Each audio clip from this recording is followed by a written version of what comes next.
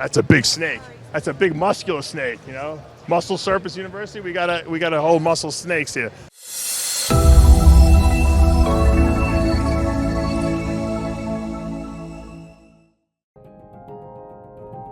All right, I'm standing over here with George from Kingdom Animalia Pets, and I can't help but see these humongous pythons. These are short tails? Yes, sir. This is a blood python.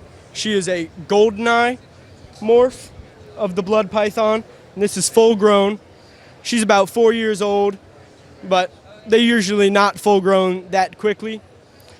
This is what they live in their whole life. This is a lifelong enclosure.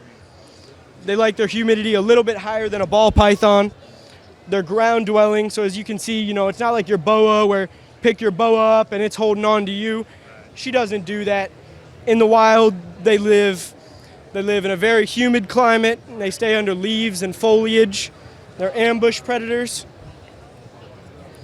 Yeah. Now, some of these guys got bad raps. For sure. They're like dangerous. And that they're aggressive. This snake doesn't seem aggressive. Oh no, not at all, man. My dogs bite me more. I got 4 dogs and I have 300 snakes, and I get bit by my dogs, 12 times a day. Man, maybe once a month I get bit by one snake.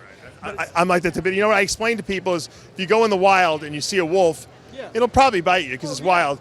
Just like a wild snake will, but once they're domesticated several generations, they seem to have a different personality. Yeah, for sure. It's completely different. Like a stray dog, it doesn't matter what it could be. It could be a chihuahua. If it's on the side of the road and nobody's taking care of it, it could be feral. You can go for it and it'll bite you. But, Joe's little chihuahua he's got in his house that he takes care of every day, it's nice and sweet because it's messed with. But anything that's in the wild acts like a wild animal. It's spontaneous. You never know what's going to happen. But these are pets. It's just like your dog. Now, I'm a morph guy. So what's your favorite morph of these guys? What's the favorite combination of genes? My favorite morph is probably the 007 and T-negative albino. That's a big snake. That's a big muscular snake, Muscle Serpents University, we got a whole muscle snakes here. This is a muscle snake. Now, what genes are in there? Now, this right here, this is a goldeneye like her, but he is albino and also matrix. Matrix in the normal color variation gives a pink tongue. Beautiful snake. Yes, sir. He's going to keep increasing in color, getting more pink up here and more orange back here. And he's an absolutely spectacular snake. What does a snake like this go for? This snake, I think he runs about $2,500. So, and that's a lot of genes in that snake. Oh, yes, for sure. As high end as it gets, right? Yes. Yeah, he's very high end. What seem to be more popular? I seem to like the T positives for some reason in the blood pythons. Are T negatives or T positives better sellers? I believe the T negatives sell a little better for breeders because of the value. They're a little more valuable because they're newer into the game. But the T plus have been around for a lot longer. I think you get more contrast with the T positive. Did you find that sometimes you hit a little bit of a dead end with the T negatives? I don't know. I wouldn't say that. It's different color palettes. If you mix it with the certain genes, you get different colors. All of them, you never know what it's going to turn out like. Show us a really cool T positive albino you got. Cool T positive.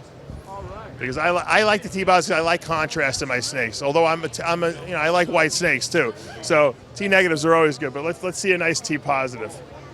See what he pulls out on us here. This is a great setup here. If you guys want to set up a display at a show, this is the way to do it. This is how you sell snakes, because you got a big snake, you put it on the table, and then you put all the babies behind you, and that